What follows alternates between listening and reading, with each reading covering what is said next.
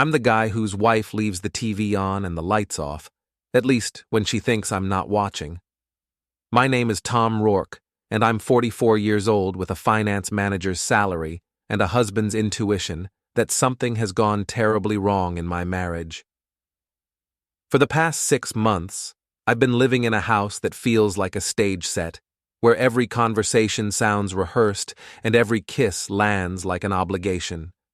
Marta, my wife of 19 years, has become a stranger who shares my bed, but not my life.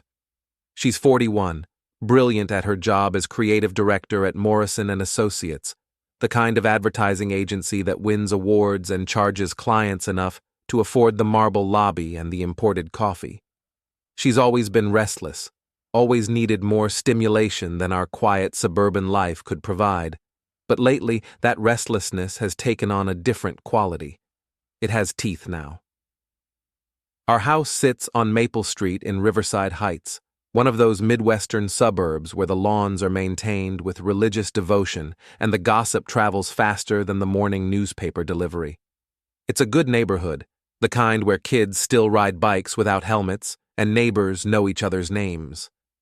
Our house is a colonial revival built in 1987 with cream-colored siding and forest green shutters that Marta chose because they reminded her of New England, though she's never lived anywhere but Illinois. This morning started like every other morning for the past half year. Marta emerged from our bedroom already dressed for work, her auburn hair pulled into the kind of effortless bun that actually takes 20 minutes to perfect. She wore her navy suit, the one that costs more than my monthly car payment, and carried herself with the practiced confidence of someone who's learned to hide secrets. "Coffee's fresh," I said from the kitchen island, where I was reviewing quarterly reports for Henderson Manufacturing, one of my smaller accounts. The numbers were good, steady growth in a market that rewards patience over flash. Unlike my marriage. "Thanks, but I'll grab something at the office." She didn't look at me when she said it, just collected her purse and laptop bag with the efficiency of someone checking items off a list. "Grant wants to review the Pemberton campaign before the client meeting." Grant Foster, her mentor, her boss, her constant topic of conversation for the past 8 months. 47 years old, divorced twice, drives a silver Porsche that he parks in the agency's front row like a trophy. I've met him exactly 3 times, and each encounter left me feeling like I'd been measured and found wanting. "Another late night?" I asked, keeping my voice neutral. The art of the suspicious husband is knowing when to probe and when to let silence do the work. "Probably. You know how Grant is about perfection." She paused at the kitchen doorway, and for a moment I thought she might turn around, might give me something real. Instead, she called over her shoulder, "Don't wait up." The front door closed with the soft click of expensive hardware, and I was alone with my coffee and the growing certainty that my wife was lying to me. Jules Sloan arrived 20 minutes later, letting himself in through the back door like he had for the past 15 years. Jules is my oldest friend, the kind of bond forged in college dormitories and strengthened through decades of shared history. We pledged the same fraternity, dated roommates junior year, stood as best man at each other's weddings. He's 45, 3 months older than me, with the kind of easy charm that made him successful in pharmaceutical sales and popular at neighborhood barbecues. "Morning, Tommy," he said, helping himself to coffee from the pot Marta had ignored. "Rough night? You look like you wrestled with your pillow and lost." Jules has always been comfortable in my house, treating it like an extension of his own. His wife Sherri is sweet, but anxious, the kind of woman who apologizes for taking up space. They live 4 streets over in a Tudor-style house that Jules bought with his commission from landing the Morrison account. Small world, small town, everybody connected to everybody else. "Just thinking," I said, closing the Henderson file. "Marta's been working late a lot lately." "Agency life," Jules said with a shrug. "Sherri complains about the same thing. Says I'm married to my territory more than I'm married to her." He laughed, but there was something off about it, like a joke told too many times. At least Grant keeps Marta challenged. Better than having her bored at home, right? The way he said Grant's name, casual and familiar, made something twist in my chest.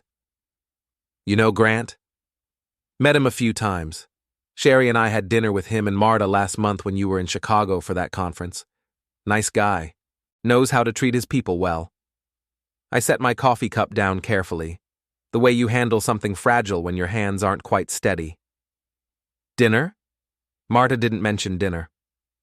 Jules paused, coffee cup halfway to his lips. Probably slipped her mind. You know how she is about work stuff. Doesn't like to bore you with agency politics. But I did know how Marta was about work stuff. She loved talking about her campaigns, her clients, her victories over competing agencies. She'd never been shy about sharing the details of her professional life, until recently. Where did you go? I asked. That new place downtown. Meridian, I think. Something with an M. Jules drained his coffee and rinsed the cup in the sink, a gesture so practiced it spoke of hundreds of similar mornings. Listen, I should get going. Early meeting with the procurement team at Riverside Medical. After he left, I sat in my kitchen and tried to understand why my best friend had just lied to me. Meridian had been closed for renovations last month. I knew because Marta had mentioned wanting to try their new menu when they reopened. The house felt different with both of them gone, like a theater after the actors have left the stage. I walked through rooms that suddenly seemed too large, too quiet, filled with furniture and photographs that told the story of a marriage I was no longer sure I recognized. In Marta's office, her desk was clean, except for a single piece of paper partially hidden beneath her keyboard. A receipt from the Ashworth Hotel, dated 3 days ago. Room service for 2, charged to a credit card I didn't recognize. The signature at the bottom was illegible, but the room number was clear. 412. I photographed the receipt with my phone and put it back exactly where I'd found it. Then I went to work. Because that's what you do when your world starts cracking. You maintain the routine until you understand the scope of the damage. Henderson Manufacturing occupies a converted warehouse on the industrial side of town, where the rent is reasonable and the parking is free. My office is on the second floor, with windows that look out over a landscape of loading docks and chain-link fences. It's not glamorous, but it's honest work helping honest businesses manage their money. I spent the morning reviewing accounts and trying not to think about hotel receipts and mysterious dinners. But concentration is difficult when your marriage is dissolving in real time, and by lunch I'd accomplished nothing except wearing a groove in my mental floorboards. My phone buzzed with a text from Marta. Working through lunch. Grant found issues with the campaign. We'll be late again tonight. I stared at the message for a long time, looking for clues in the spacing between words, the choice of punctuation, anything that might reveal the truth hiding beneath the surface. Then I did something I'd never done in 19 years of marriage. I drove to Morrison & Associates. The agency occupied the top 3 floors of the Riverside Commerce Center, a glass and steel monument to corporate ambition that dominated the downtown skyline. The parking garage was full of the kinds of cars that advertising success could buy, BMWs, Audis, and in the front row, Grant Foster's silver Porsche. I took the elevator to the 15th floor and walked through doors marked with the agency's logo, a stylized compass rose that was supposed to represent finding direction for confused brands. The receptionist was young and perfectly groomed, the kind of person hired as much for appearance as ability. "I'm here to see Marta Rourke," I said. "I'm her husband." The receptionist's smile flickered for just a moment. "I'm sorry, but Mrs. Rourke isn't in the office today. She's at an off-site client meeting." "Are you sure? She texted me 20 minutes ago saying she was working through lunch here." Another flicker, longer this time. "Let me check with her assistant." She made a phone call, spoke in whispers, then returned with the kind of smile that's trained to deflect rather than inform. "I'm sorry, but there seems to be some confusion. Mrs. Rourke has been in meetings all day. Would you like to leave a message? I thanked her and left, but not before noticing that Grant Foster's parking space was empty. The drive home took me past the Ashworth Hotel, a boutique property that catered to business travelers with expense accounts and married couples celebrating anniversaries. I'd taken Marta there for our 10th anniversary, back when our marriage felt like something worth celebrating. I parked across the street and called the hotel from my cell phone. Ashworth Hotel, this is Jennifer. How may I help you? Hi, I'm trying to reach my wife. She's staying in room 412, but I don't remember what name the reservation is under. I'm sorry, sir, but I can't provide guest information over the phone. If you'd like to leave a message, I can connect you to the room. That would be great. The phone rang 4 times before a man answered. Hello? I recognized Grant Foster's voice immediately. In the background, I could hear Marta laughing at something, the kind of genuine laughter I hadn't heard from her in months. I hung up without saying a word. That evening, Marta came home at 9:30 with takeout from our favorite Thai restaurant and an explanation about client demands and impossible deadlines. She seemed relaxed, almost cheerful, and kissed me hello with more warmth than she'd shown in weeks. How was your day? She asked, settling beside me on the couch with her pad thai. Quiet, I said. Jules stopped by this morning, mentioned having dinner with you and Grant last month. She paused with her fork halfway to her mouth. Did he? I barely remember. So many work dinners lately, they all blur together. He said you went to Meridian. Sounds right. She took a bite, chewed thoughtfully. Grant likes trying new places, says it's research for restaurant clients. I nodded and smiled and made appropriate conversation, but inside I was cataloging every lie, every contradiction, every small betrayal that was adding up to something much larger. Marta had always been a good liar when she needed to be, but she'd never needed to lie to me before. After dinner, she went upstairs to shower, leaving her purse on the kitchen counter. I'd never violated her privacy in 19 years of marriage, but 19 years of trust had apparently earned me nothing. Her phone was password protected, but I knew the code. Our anniversary date, 0923, chosen back when we thought that date meant something permanent. The text messages told a story I wasn't prepared to read. Grant. Missing you already. Tonight was perfect. Marta. Wish you were here. This feels wrong lying to Tom. Grant. Only wrong if we get caught. You deserve to be happy. Marta. I know. Just need more time to figure this out. Jules. Covered for you with Tom this morning. He's starting to ask questions. Marta. What kind of questions? Jules. About your schedule, your late nights. I threw him off the scent, but be careful. Marta. Thank you. You're the best. Jules. Anything for you, beautiful. Always.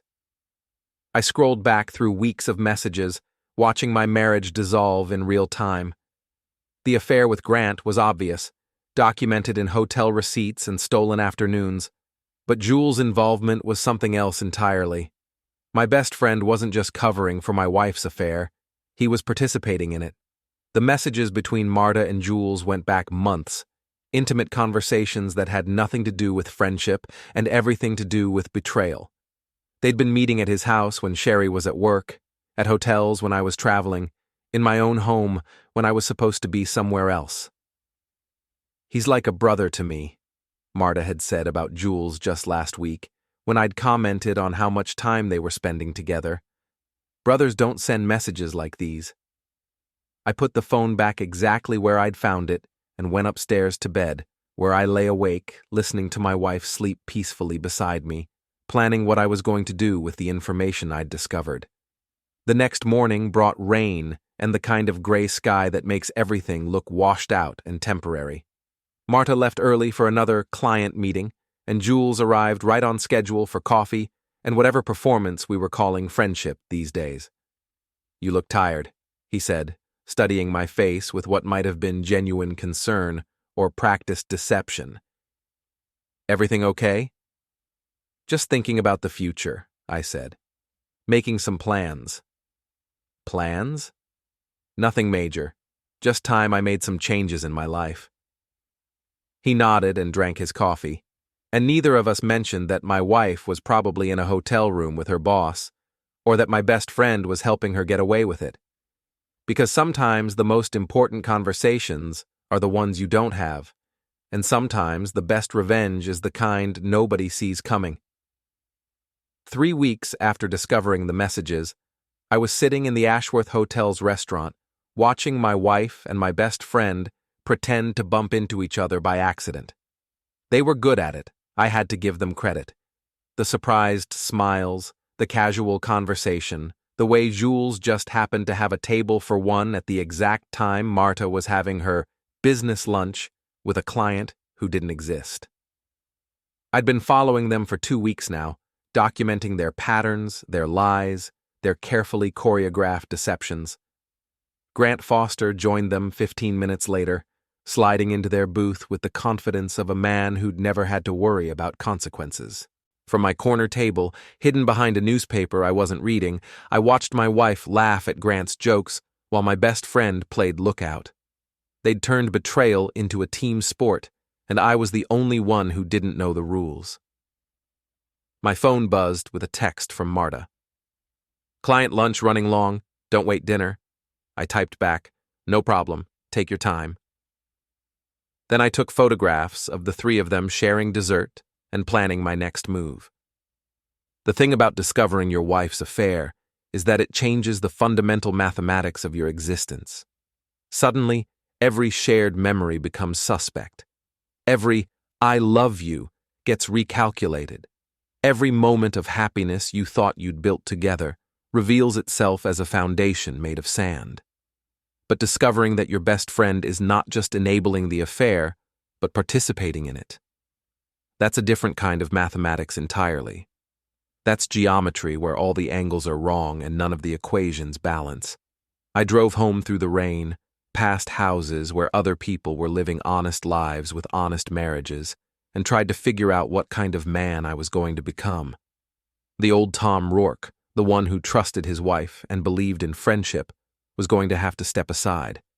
The new version would need to be smarter, harder, and willing to do things the old Tom would never have considered. That evening, I started making lists. The first list was evidence. Hotel receipts, text messages, photographs, credit card statements I'd obtained by calling customer service and pretending to be concerned about suspicious charges. 19 years of marriage had given me access to all of Marta's financial information, and I was finally putting that access to good use. The second list was allies, shorter than I'd expected. My daughter Amelia was home from college for the summer, working at a local bookstore and trying to figure out what to do with her English literature degree. She was smart, observant, and had been asking pointed questions about why Mom was never home anymore. My son Ross was in Chicago, finishing his engineering program, but he'd always been closer to me than to Marta. The third list was targets. Grant Foster, who thought his money and position made him untouchable. Jules Sloan, who'd spent 15 years earning my trust just to throw it away for a chance to betray me. And Marta, who'd taken 19 years of marriage and decided it was worth less than whatever thrill she was getting from her double life. I was going to destroy all 3 of them, but I was going to do it properly, methodically, with the same attention to detail I brought to managing other people's money. The opportunity came sooner than I'd expected. Jules called Thursday morning with an invitation that would have been touching if I hadn't known what it really was. "Tommy, Sherri and I want to take you and Marta out for dinner Saturday night. That new steakhouse on River Road. Our treat." "What's the occasion?" "No occasion. Just feels like we haven't spent enough time together lately. You know how it is. Life gets busy. People drift apart. I don't want that to happen with us." The sincerity in his voice was perfect. If I hadn't read his text messages, I might have been moved by his concern for our friendship. "Sounds great," I said. "I'll check with Marta. Actually, I already mentioned it to her yesterday. She's excited about it." Of course he had. They'd probably planned the whole thing together, another opportunity to maintain the illusion of normalcy while conducting their affair right under my nose. Saturday it is, I said. I spent Friday preparing, not for dinner but for what was going to happen after dinner. I printed out the most damning text messages, the ones that left no room for interpretation or excuse. I practiced what I was going to say, how I was going to say it, and what I was going to do when the inevitable denials and explanations started flying. Saturday evening arrived with the kind of crisp autumn air that makes everything feel possible. Marta spent an hour getting ready, choosing a black dress that I'd always loved, the one she wore to office parties and anniversary dinners. She looked beautiful, and for a moment I almost felt sorry for what I was about to do to her. Almost. The Riverside Steakhouse was exactly the kind of place Jules would choose for this performance. Expensive enough to feel special, public enough to discourage scenes, with lighting dim enough to hide uncomfortable expressions. We were seated at a corner booth, Marta and Jules on one side, Sherri and me on the other. Sherri looked nervous, the way she always did in social situations. She was wearing a blue dress that was probably new, and she kept smoothing the fabric over her knees like a protective gesture. "This is nice," she said, smiling at everyone around the table. "We should do this more often." "Absolutely," Jules agreed, raising his wine glass. "To good friends and better times." We drank to friendship, while I watched my wife and my best friend avoid making eye contact, their careful choreography almost admirable in its complexity. Dinner conversation was the usual mix of work stories and neighborhood gossip. Grant Foster's name came up twice, both times from Marta, who mentioned his latest campaign victories with the kind of admiration that would have seemed professional if I hadn't known better. "He sounds like quite a mentor," Sherri said innocently. "The best," Marta replied. "Grant really knows how to bring out people's potential." I nearly choked on my steak. Jules steered the conversation toward safer topics: property values, vacation plans, the new restaurant that was opening downtown. He was good at this, I realized. He'd probably been managing conversations around me for months, deflecting attention from dangerous subjects, keeping me distracted while my life was being dismantled. Dessert arrived with coffee and the kind of comfortable silence that settles over old friends. This was the moment I'd been waiting for, when everyone was relaxed and unsuspecting. "I have something to share," I said, reaching into my jacket pocket for the printed messages. "Tommy?" Jules looked concerned. "Everything okay?" "Everything's perfect," I said, unfolding the first page. "I wanted to read you something, a little story about friendship and loyalty." Marta went very still beside Jules. Somehow she knew what was coming. "Tom," she said quietly, "maybe we should talk about this at home." "No, I think this is perfect. All of us here together, like a family." I cleared my throat and began reading from Jules's text messages to my wife. "Missing you already. Can't wait until Tom goes to Chicago next week so we can have the whole weekend." That was from 3 weeks ago, Jules. Want to guess who it was sent to? Sherri's face went white. "Jules? What is this?" But I wasn't finished. I had months of messages to share, and I was going to read every single one. "He suspects something. Need to be more careful." That was Marta's response. "And then this gem from you, Jules. Don't worry about Tom. I've got him handled. He trusts me completely." "Stop," Marta whispered. "Please stop." The hotel room was perfect. Grant's idea to use his corporate account was brilliant. Tom will never trace it back to us. That was you again, Jules. Quite the strategist. Sherri made a sound like air escaping from a balloon.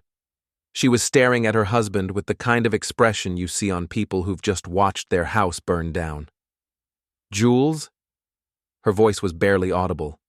"Is this true?" "Sherri, I can explain." "Oh, there's more," I said, turning to the next page. "This one's my favorite. Tom asked about our dinner last week, told him we went to Meridian. He bought it completely. Sometimes I feel bad about lying to him, but then I remember how good you felt in my arms." That's when Sherri fainted. She didn't collapse dramatically like people do in movies. She just quietly slumped forward, her head hitting the table with a soft thud that knocked over her coffee cup. The warm liquid spread across the white tablecloth like a stain that would never come out. Jules lunged forward to catch his wife, his face a mask of panic and guilt. "Sherri! Oh, God, Sherri!" Other diners were turning to stare. A waiter appeared with napkins and concerned questions. The manager materialized from somewhere asking if we needed to call an ambulance. In the chaos, Marta grabbed my arm. "Tom, please, we need to talk about this privately." I looked down at her hand on my sleeve, then up at her face.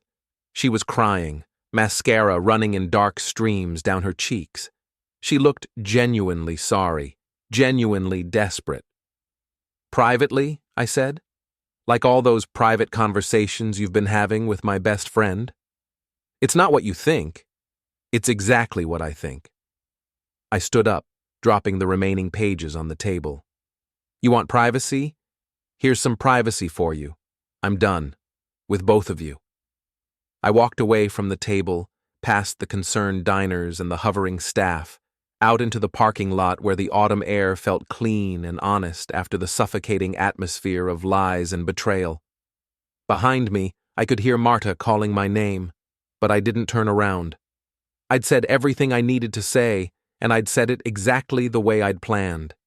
The old Tom Rourke would have stayed to help with Sherri, would have tried to minimize the scene, would have been concerned about what other people thought. But the old Tom Rourke was gone, and the new version had work to do. I drove home through empty streets, past houses where normal people were living normal lives with normal problems. The rain had stopped, but the pavement was still wet, reflecting streetlights like scattered coins. My phone started ringing before I reached Maple Street. Marta first, then Jules, then Marta again. I let them all go to voicemail. Whatever they had to say could wait until I was ready to hear it, and I wasn't ready yet.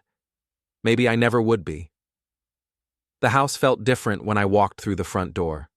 Lighter, somehow, as if I'd been carrying a weight I hadn't realized was there. The furniture was the same, the photographs were the same, but the atmosphere had changed. This was no longer a home built on shared lies. It was just a building where I happened to live. I poured myself 3 fingers of the bourbon Marta had given me for my birthday, the expensive stuff she'd bought because Grant Foster had recommended it. Even my liquor cabinet had been contaminated by their affair. The voicemails were exactly what I'd expected. Marta crying, apologizing, begging me to come back so we could work this out.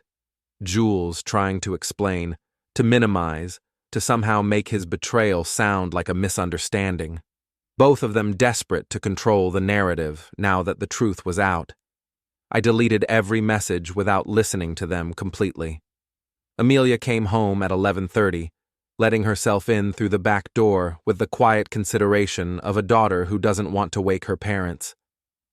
She found me in the living room, still nursing my bourbon and staring at wedding photos that now felt like evidence from a crime scene. "Dad?"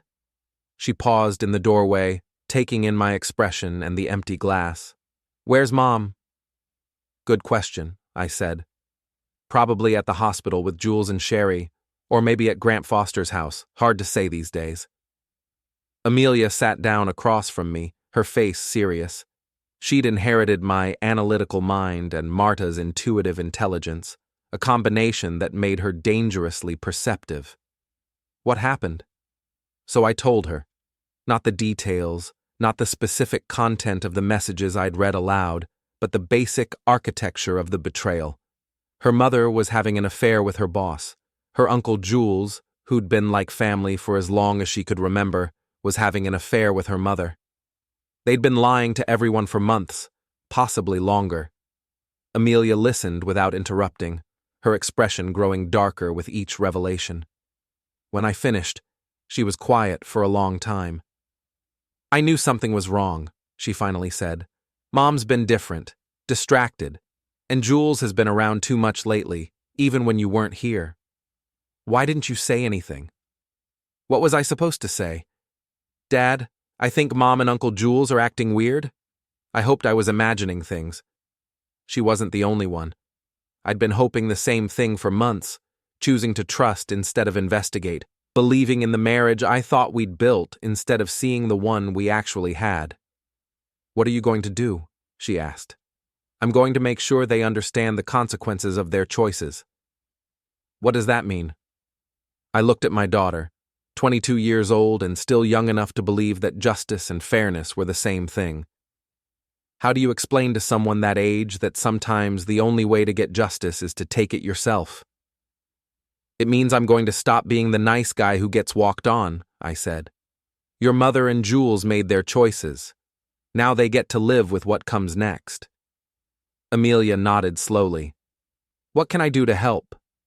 The question surprised me. I'd expected her to try to play peacemaker, to suggest counseling or forgiveness or some other path that led back to the status quo. Instead, she was offering to join my campaign. You don't need to do anything. This is between adults. Mom's my parent too, and Jules has been lying to my face for months, pretending to care about our family while he was destroying it. I'm not a child, Dad. I get to choose sides. She was right. She was an adult, and this betrayal affected her too. Jules had been at her birthday parties, her graduation, every major event in her life. He'd earned her trust the same way he'd earned mine, and he'd thrown it away for the same selfish reasons. Okay, I said, but we do this smart. No drama, no emotional outbursts, just consequences. What kind of consequences? Before I could answer, headlights swept across the living room window. Marta's car in the driveway, the engine shutting off, the sound of her heels on the front walk. Go upstairs, I told Amelia. Let me handle this. Dad, please, I need to have this conversation alone. She squeezed my shoulder as she passed, a gesture of solidarity that meant more than she probably realized. Then she disappeared up the stairs, leaving me alone to face whatever version of my wife was about to walk through the door. Marta let herself in quietly, probably hoping I'd gone to bed, that she could postpone this confrontation until morning. She found me in the living room, still holding my empty bourbon glass, and stopped in the doorway like she'd hit an invisible wall. Her makeup was gone, washed away by tears or rain or both. Her hair was disheveled, and her black dress was wrinkled. She looked smaller than usual, diminished by the weight of exposure. Tom, she said, and her voice was hoarse. We need to talk. Do we? I thought I said everything I needed to say at dinner. That wasn't talking. That was cruel. I laughed, a sound with no humor in it. Cruel? Reading your own words back to you was cruel? What would you call lying to me for months? It wasn't supposed to happen like this. How was it supposed to happen? Were you planning to tell me eventually, or was I just supposed to figure it out when you filed for divorce? She moved into the room slowly, like she was approaching a dangerous animal. It started as nothing, just friendship, just someone to talk to about work stress. Grant understands the pressure I'm under, the demands of the agency. You never seemed interested in that part of my life. So this is my fault? No, that's not what I'm saying. I'm saying it was complicated. My feelings got confused, and before I knew it, things had gone too far. And Jules? Was he confused too? Her face crumpled. Jules was trying to help. He could see I was struggling, torn between my marriage and my feelings for Grant. He was just being a friend. Friends don't send the kind of messages I read tonight. That was a mistake. A moment of weakness. Jules was there for me when I needed someone to talk to, and emotions got mixed up with gratitude. It didn't mean anything. I stood up, setting my glass on the coffee table with deliberate care. It didn't mean anything. You've been having affairs with 2 different men, lying to me every single day, and it didn't mean anything? Affairs? No, that's not. It was just emotional. Nothing physical happened with Jules. I pulled out my phone and scrolled to one of the messages I hadn't read aloud at dinner. The hotel room was perfect. Grant's idea to use his corporate account was brilliant. Tom will never trace it back to us. That was Jules, Marta, talking about a hotel room. What exactly do you think happens in hotel rooms? She stared at the phone screen, her face cycling through denial, anger, and resignation. You went through my messages. I went through my wife's messages when I suspected she was lying to me. Turns out I was right. You had no right. I had every right. 19 years of marriage gave me that right. Your wedding vows gave me that right. The fact that you were using my credit cards to pay for your betrayal gave me that right. She was crying again, but quietly this time. The kind of tears that come when you realize you're not going to be able to talk your way out of something. What do you want me to say? She whispered. I want you to say nothing. I want you to pack a bag and leave. Tonight. Tom, please. We can work through this, marriage counseling, whatever you want. I'll end it with Grant. I'll never speak to Jules again. Just don't throw away 19 years over a mistake. A mistake? This wasn't a mistake, Marta.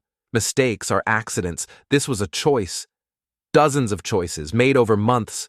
Every single day you decided to lie to me. Where am I supposed to go? I don't care. Grant's house, a hotel, your sister's place. Anywhere but here. What about Amelia? What about our family? You should have thought about our family before you decided to destroy it.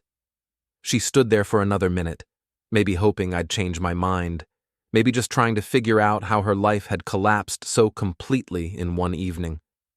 Then she went upstairs to pack, and I sat back down to wait. She was gone within an hour, taking only what she could fit in 2 suitcases.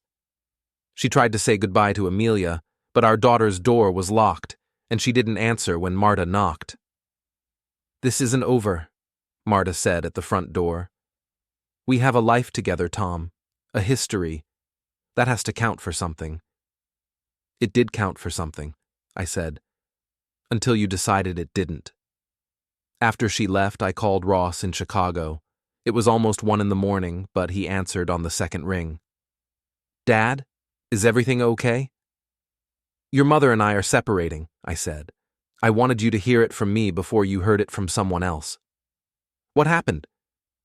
I gave him the same abbreviated version I'd given Amelia. An affair, betrayal by someone we'd trusted, the end of a marriage that had probably been over for longer than any of us had realized. I'm sorry, he said when I finished. I know this can't be easy. It's not, but it's necessary. What do you need me to do? Just be yourself. Don't let anyone try to convince you that this was some kind of misunderstanding or temporary insanity. Your mother made choices, and now we all have to live with the consequences. Okay? And Dad? For what it's worth, I'm proud of you for not letting them get away with it. After we hung up, I sat in my empty house and planned my next move. Exposing the affair had been satisfying, but it was just the beginning. Grant Foster and Jules Sloan had helped destroy my marriage, and they were going to learn that actions have consequences. I was done being the nice guy who got walked on. It was time to show them what the other kind of guy could do. Monday morning arrived gray and cold, the kind of October weather that makes you want to stay in bed and pretend the world doesn't exist. But I had work to do, and revenge is a job that doesn't allow for sick days. I'd spent Sunday researching Grant Foster the way I used to research investment opportunities for my clients. Social media profiles, property records, business filings, anything that was public record and legally obtainable. The man had built his life like a monument to his own success, and monuments are remarkably easy to topple when you know where to apply pressure. Grant owned a 1967 Mustang Fastback that he'd restored himself, a project that had taken him 3 years and cost more than most people's annual salary. He displayed it at classic car shows, wrote about it on automotive forums, and parked it in his reserved space at Morrison & Associates like a trophy. He also served on the board of the Riverside Children's Foundation, a charity that provided scholarships for underprivileged kids. Noble work. The kind of thing that looked good on a resume and provided excellent networking opportunities with other wealthy donors. The foundation was holding its annual gala Saturday night at the Riverside Country Club. Grant was scheduled to give a speech about the importance of giving back to the community. Tickets were $500 per person, black tie required, the kind of event where appearances mattered more than sincerity. I bought 2 tickets. Friday afternoon, I left work early and drove to the Morrison & Associates parking garage. Grant's Mustang was in its usual spot, pristine and gleaming under the fluorescent lights. The car was his pride and joy, his baby, his proof that he was more than just another corporate executive in an expensive suit. I didn't damage it. That would have been crude, obvious, the kind of thing that screams revenge and invites retaliation.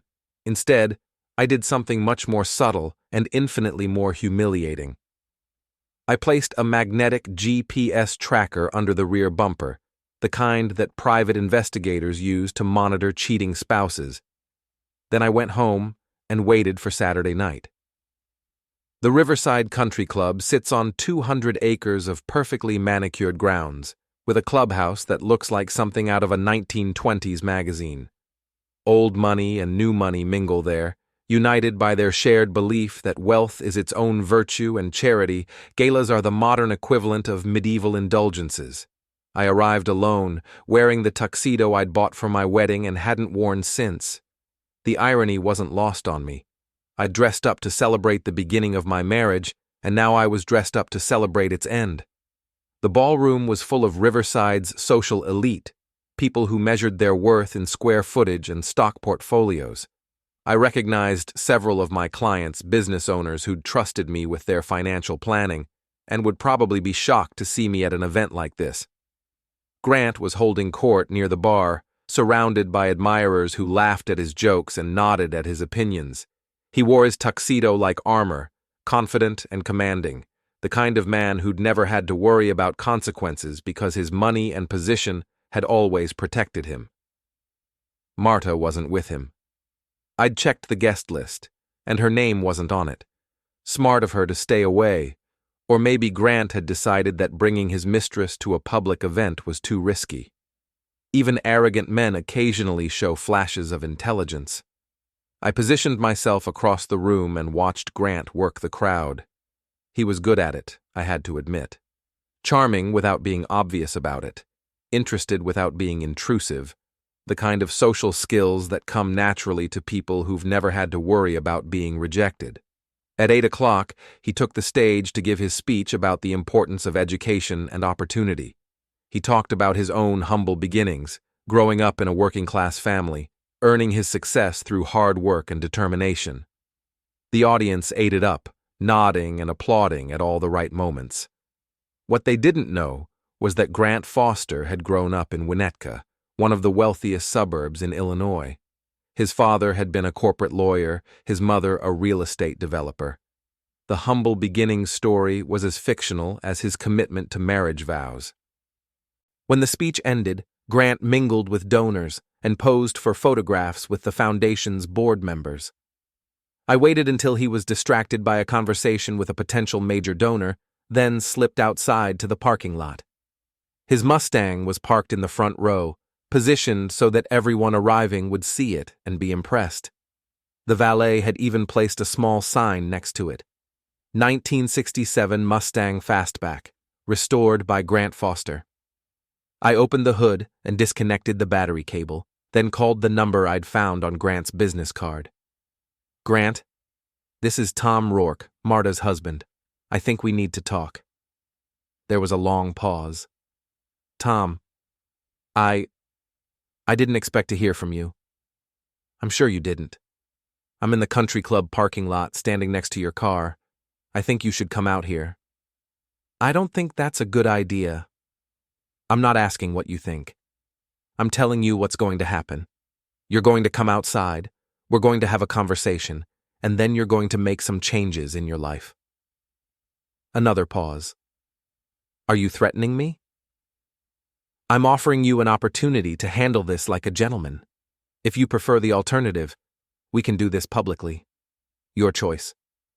He appeared in the parking lot 5 minutes later, still wearing his tuxedo, but looking considerably less confident than he had on stage. He approached cautiously, like he was expecting an ambush. "What do you want?" he asked. "I want you to understand something," I said. "You helped destroy my marriage. You turned my wife into a liar and my best friend into an accomplice. That has consequences. Look, Tom, I never meant for anyone to get hurt. Marta and I, it just happened. Sometimes people connect in ways they don't expect. Save the romance novel dialogue for someone who cares. This isn't about love or connection or any other euphemism you want to use. This is about choices and consequences." I held up my phone, showing him the GPS tracking app. A red dot marked his car's location, along with a detailed history of everywhere he'd been for the past week. "Nice hotel visits," I said. "The Ashworth on Tuesday, the Meridian on Thursday, always between noon and 2 o'clock. Very professional lunch meetings, I'm sure." His face went pale. "You've been following me?" "I've been documenting your activities. All perfectly legal, all completely public. Did you know that your corporate credit card statements are accessible to anyone who knows how to ask the right questions? Interesting expenses for a man who claims to be focused on his career. What do you want?" "I want you to end your relationship with my wife. Immediately. No contact, no communication, no closure conversations. You're going to transfer her to a different department or, better yet, help her find a position at another agency." "I can't just fire her without cause." "Then find a cause. You're creative. You'll think of something. Maybe budget cuts, maybe restructuring. Maybe you'll suddenly discover that sleeping with subordinates violates company policy." He was sweating now, despite the cool evening air. "And if I don't?" "Then everyone at your company, your country club, and your charity foundation gets to see the same evidence I showed my wife. Hotel receipts, credit card statements, GPS tracking data. How do you think the Children's Foundation Board will feel about their spokesman using company resources to conduct an extramarital affair? You're blackmailing me. I'm offering you a choice. Make the right decision, and this stays between us. Make the wrong decision, and it becomes everyone's business." He stared at me for a long moment, probably trying to calculate whether I was bluffing. I wasn't, and something in my expression must have convinced him of that. "Fine," he said. "I'll handle the situation with Marta." "Good. And Grant? If I find out you've contacted her outside of work, if I discover you've tried to help her in any way, our next conversation won't be this polite." I walked away, leaving him standing next to his disabled car in his expensive tuxedo, probably wondering how his perfect evening had turned into a nightmare. The valet found him 20 minutes later, still standing in the parking lot, staring at his Mustang's open hood like he couldn't understand how it had gotten that way. I was already home by then, pouring myself a bourbon and planning my next move. Grant Foster had been neutralized, but Jules Sloan was still out there, probably thinking he'd gotten away with his betrayal. He was wrong about that. Tuesday morning brought news that Grant Foster had been as good as his word. Marta called at 7:30, her voice tight with barely controlled panic. "Tom, I need to talk to you. Something's happened at work." "Good morning to you too," I said, sipping coffee that tasted better than it had in months. "How's the job hunt going?" "Job hunt? What are you talking about?" "Didn't Grant tell you? I assumed he would have mentioned our conversation by now." There was a long silence. "What conversation?" "The one where he agreed to end your employment at Morrison and Associates. Effective immediately, I believe. Something about budget cuts and restructuring. Very sad, really. The economy's been tough on advertising agencies." "You did this." Her voice was flat, accusatory. "You threatened him." "I had a conversation with your former boss about appropriate workplace behavior. What he chose to do with that information was entirely up to him. Tom, I need this job. I have bills, rent, Car payments. You can't just destroy my career because you're angry. I'm not destroying anything. I'm simply allowing people to experience the natural consequences of their choices. You chose to have an affair with your married boss. He chose to participate. Now you both get to deal with what comes next. This is vindictive and cruel. This is justice. There's a difference, though I understand why you might be confused about that. She hung up without saying goodbye, which was probably for the best. We didn't have much left to say to each other anyway. Jules called an hour later, his voice carefully neutral in the way that people use when they're trying not to reveal how desperate they are. Tommy, we need to talk. This whole situation has gotten out of hand. Has it? I thought it was pretty straightforward. You helped my wife cheat on me, I found out. Now there are consequences. What's complicated about that? Look, I know you're hurt, and you have every right to be. What happened was wrong, and I take full responsibility for my part in it. But Sherri's in the hospital, Tom. The stress of Saturday night triggered a panic attack, and her doctor says she needs complete rest. I felt a momentary pang of guilt. Sherri had been an innocent victim in all of this, collateral damage from her husband's betrayal. But guilt is a luxury that men seeking justice can't afford. I'm sorry to hear that, I said. Send her my regards. That's it? Sherri's in the hospital because of what you did, and all you can say is, send her my regards? Sherri's in the hospital because of what you did, Jules. I didn't send those text messages to my wife. I didn't help her sneak around behind my back. I didn't betray 15 years of friendship for a chance to sleep with someone else's wife. It wasn't like that. It was exactly like that. You made your choices, now you get to live with them, just like Sherri does. What do you want from me? I want you to disappear, move away, change jobs, start over somewhere else. I don't want to see you, hear from you, or know that you exist. I can't just abandon my life here, my job, my house, my friends. You should have thought about that before you decided to abandon your marriage and our friendship. And if I don't leave? Then everyone in your professional and social circle gets to hear the same story I told at the restaurant. Your clients, your co-workers, your neighbors. How long do you think your pharmaceutical sales career will last when word gets out that you can't be trusted? He was quiet for a long time. You used to be a good man, Tommy. I'm still a good man. I'm just not a stupid one anymore. After he hung up, I sat in my office and tried to feel satisfied with what I'd accomplished. Grant was neutralized, Marta was unemployed, and Jules was considering exile. It should have felt like victory, but instead it felt like the first move in a longer game, because they weren't just going to accept defeat and fade away. People like Grant and Jules and Marta don't give up easily. They regroup, they strategize, they look for ways to turn the tables. I needed to be ready for their counterattack. It came sooner than I expected. Thursday afternoon, I received a call from my boss at Henderson Manufacturing. Dave Morrison was a good man, the kind of straightforward businessman who'd built his company through honest work and fair dealing. He was also the kind of man who valued his reputation above almost everything else. Tom, I need you to come in early tomorrow. We need to discuss some concerns that have been raised about your recent behavior. Concerns? What kind of concerns? I'd rather discuss this in person. Can you be here at 7? I could, and I was. Dave's office was Spartan and functional, with photographs of his family and his factory floor, but nothing that could be considered decorative.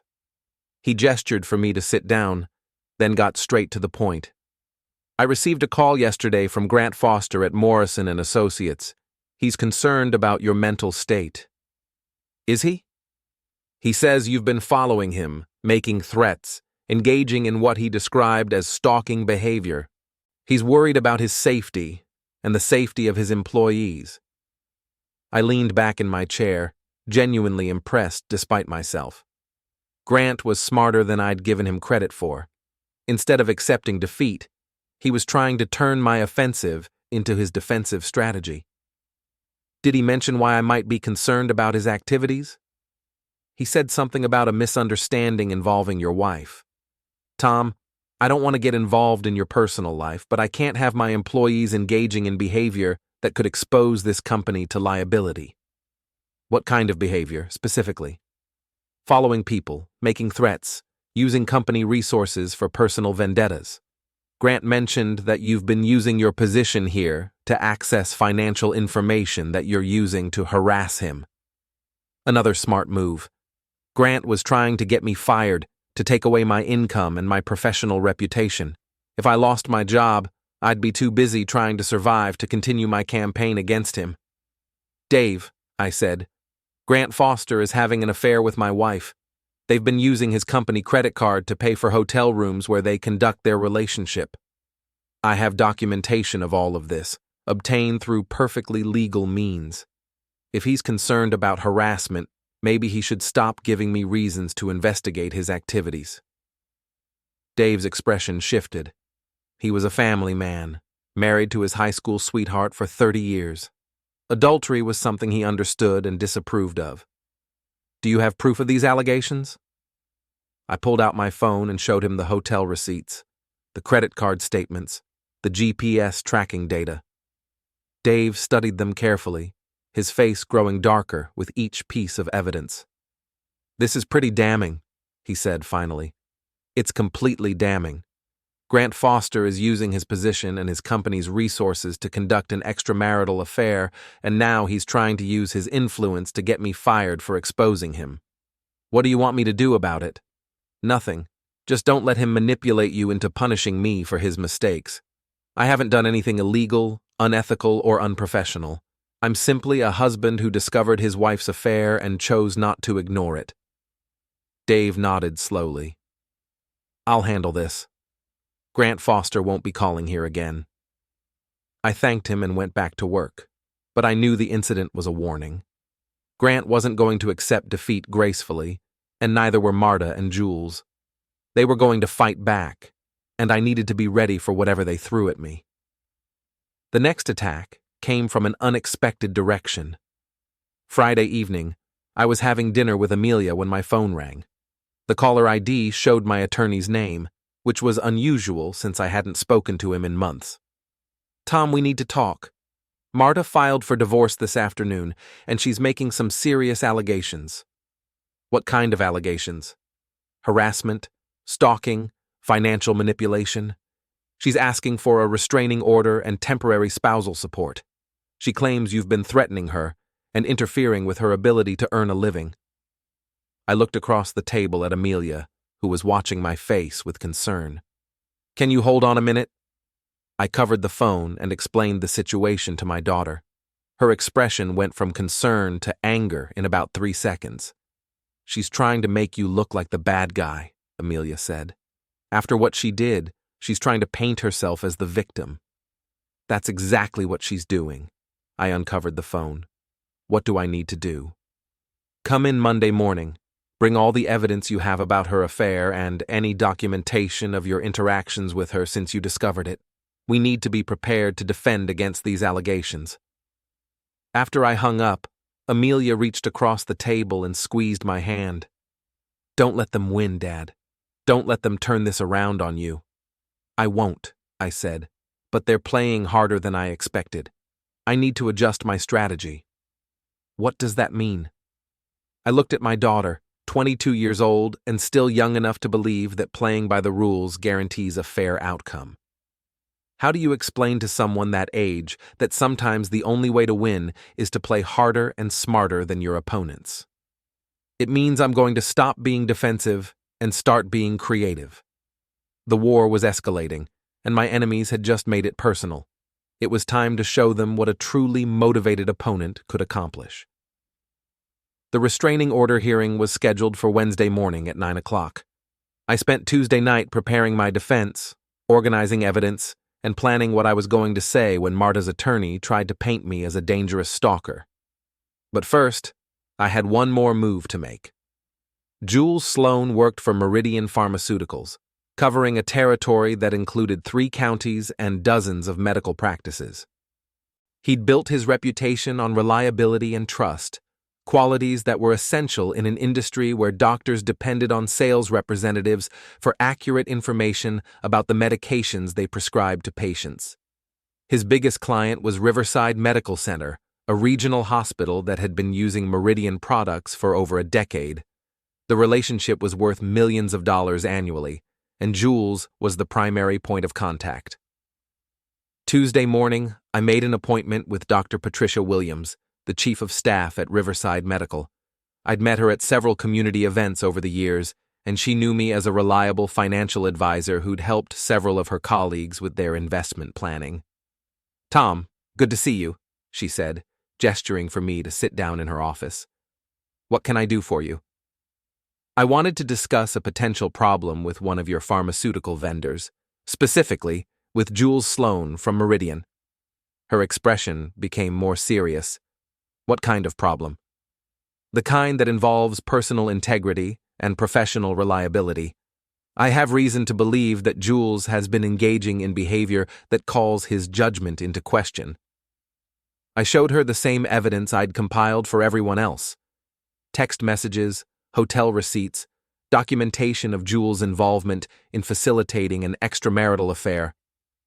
I explained how he'd used his position and his access to help deceive a spouse, how he'd lied repeatedly to cover his tracks. "This is very concerning," Dr. Williams said after reviewing the evidence. "If Jules is willing to lie and manipulate in his personal life, how can we trust him to be honest about pharmaceutical information?" "That's exactly my concern. A man who helps orchestrate this kind of deception might be willing to misrepresent drug efficacy data or side effect profiles. The stakes are too high to ignore character issues like this." Dr. Williams nodded. "I'll need to discuss this with our pharmacy committee. We take vendor integrity very seriously." "I understand. I just thought you should be aware of the situation before it becomes more widely known." By Thursday afternoon, Jules had lost his biggest client. By Friday, word had spread to other medical practices in his territory.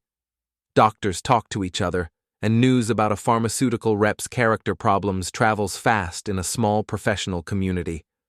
Jules called me Friday evening, his voice shaking with rage and desperation.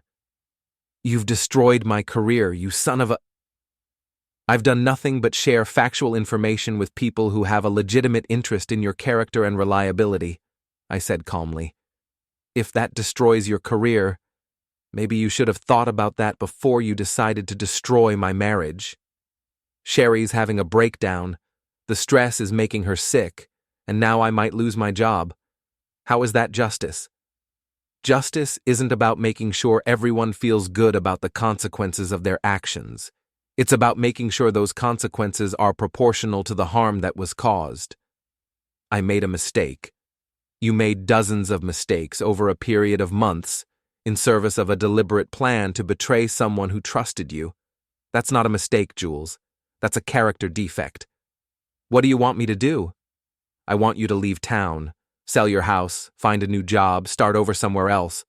Take Sherri somewhere she can recover from the damage you've caused to her life." "And if I don't?" "Then I continue sharing information about your character with anyone who might find it relevant. Your remaining clients, your neighbors, your church, your family. How long do you think you can survive that kind of scrutiny?" He hung up without answering, but I knew he'd gotten the message. Wednesday morning arrived cold and gray, with the kind of drizzle that makes everything look washed out and depressing. The courthouse was busy with the usual mix of criminal defendants, civil litigants, and lawyers who all looked like they'd rather be somewhere else. Marta was already there when I arrived, sitting with her attorney in the hallway outside the courtroom. She'd hired Patricia Valdez, one of the most aggressive divorce lawyers in the county, a woman who specialized in high-conflict cases and had a reputation for turning husbands into financial casualties.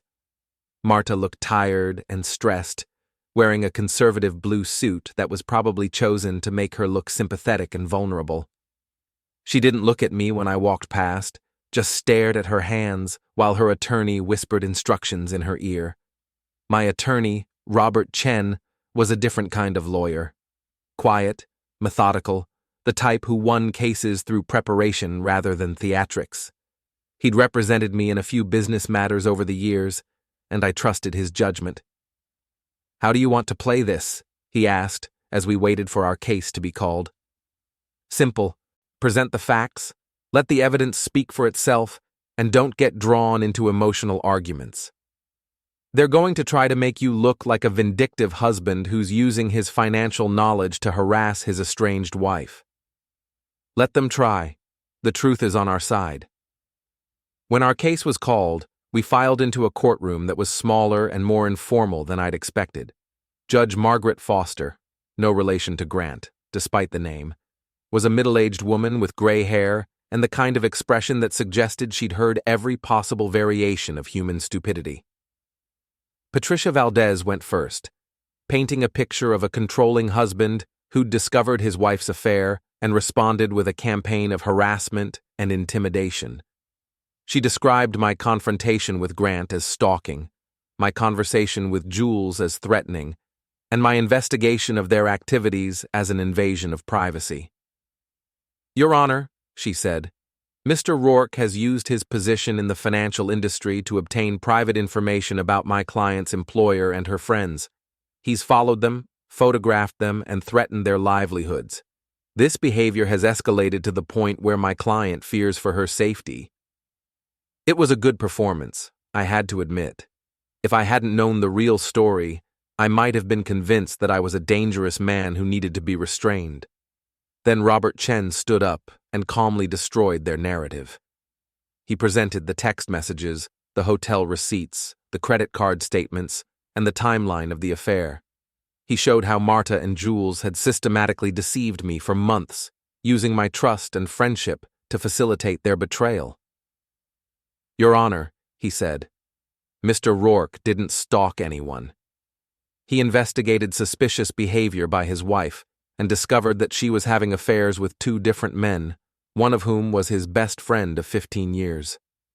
Every piece of information he obtained was gathered through legal means, and every action he took was a reasonable response to that betrayal." "What about the threats to Mr. Foster and Mr. Sloan?" Judge Foster asked. "Mr. Rourke informed both men that their behavior had consequences and that those consequences would include exposure of their actions to relevant parties. That's not a threat, Your Honor. That's a promise to hold people accountable for their choices." The hearing lasted 2 hours. Patricia Valdez called Marta to testify about her fear and distress, but under cross-examination, she was forced to admit the details of her affairs and the extent of her deception. Jules appeared by video link from the hospital where Sherri was being treated, but his testimony only reinforced how thoroughly he'd betrayed our friendship. Grant didn't appear at all. His attorney sent a letter stating that he was unavailable due to work commitments, which everyone understood to mean that he didn't want to be questioned under oath about his relationship with a married subordinate. Judge Foster took a 15-minute recess to review the evidence, then returned with her decision. "I've reviewed the evidence and testimony presented by both parties," she said. "While I understand that Mrs. Rourke is distressed by the consequences of her actions, I find no evidence that Mr. Rourke has engaged in stalking, harassment, or threatening behavior." She looked directly at Marta. "Mrs. Rourke, you conducted extramarital affairs with two different men over a period of several months. You used deception and manipulation to hide these relationships from your husband. When he discovered your activities through legal investigation, you attempted to characterize his response as harassment." Then she looked at me. "Mr. Rourke, while I understand your anger and desire for accountability, I encourage you to focus on moving forward rather than continuing to seek revenge against the people who hurt you. The petition for a restraining order is denied. The request for temporary spousal support is denied pending a full financial disclosure from both parties. This court will not reward deceptive behavior with financial compensation."